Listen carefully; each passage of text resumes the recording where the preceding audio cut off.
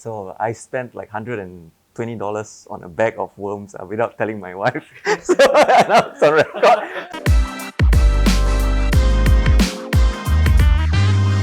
Hey guys, I'm Julian, this is Itio, and today we have our special guest, Balan Gopal. Balan Gopal is into fitness, culinary, and most of all, gardening. So I'll let the man introduce himself. My name is Balan. I started this company called Herb in a Cup. Basically, I teach online workshops that teach you how to grow food. We cover sustainability, we cover recycling, we cover how to grow vertically.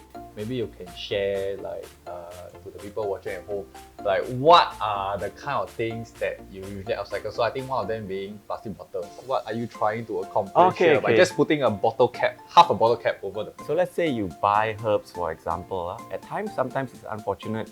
Maybe it's the time that it takes for the herb to actually acclimatize. Maybe it comes from a cooler climate down to a warmer climate. It doesn't do so well. So to actually sort of hedge your bets or to have a bigger win out, say you propagate your herbs, okay, so mitigate the risk basically. So what can you use the half-cut bottle for, right? So when you propagate through a stem cutting, this is lavender, so you can actually grow it in Singapore also. So you just have to cut a half-cut water bottle and then you put it all down, so you sort of create a humidity dome. I think what you see is that people buy some kind of like glass cabinets from IKEA, right? Yes. That's what they do. Like if they don't upcycle, people have to buy glass. Correct. So I mean, besides like having using a simple bottle to just cup off to create the humidity within a propagating plant. So I mean, on top of that, what else do you use? You can use like the bubble tea cup, with the dome. Okay. So that is for a smaller version. So if you have a bigger plant, then maybe you use a half-cut water bottle. Okay. Balan is one of the few people that I know that likes to grow things 100% in compost. Okay, just a story about how I got into composting or vermicomposting.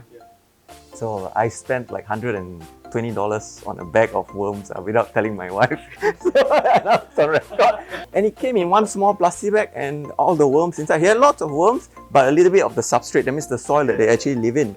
So he said, brother, you just shine the torchlight, you pour in your soil, and then you put the rest all in and you just shine the torchlight, everything will be fine. Okay, I followed the instructions.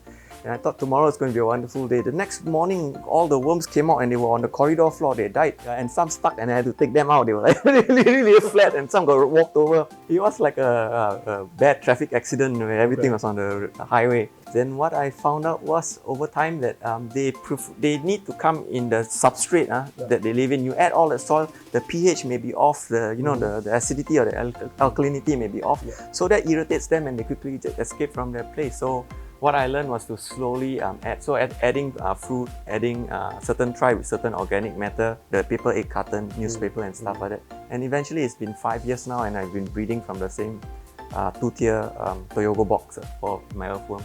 I think a lot of people think composting is something that happens overnight. There was a talk about this that you can actually throw fish emulsion, aka fish guts. I think it's been suggested that you can actually throw it to your plants.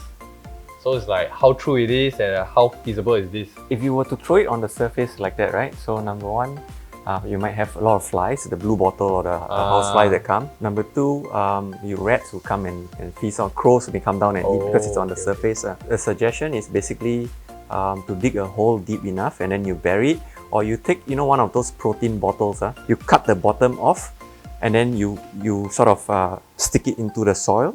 Okay? And then you open the cap. You drop all your guts or whatever down into it, then you cap it back on. So over time, right, it will slowly break down or disintegrate. How people can find you and how people can reach out to you. I have a Facebook page. It's called Herb in a Cup. There's also the Instagram Herb in a Cup. There's also the fitness website that is balansg.com.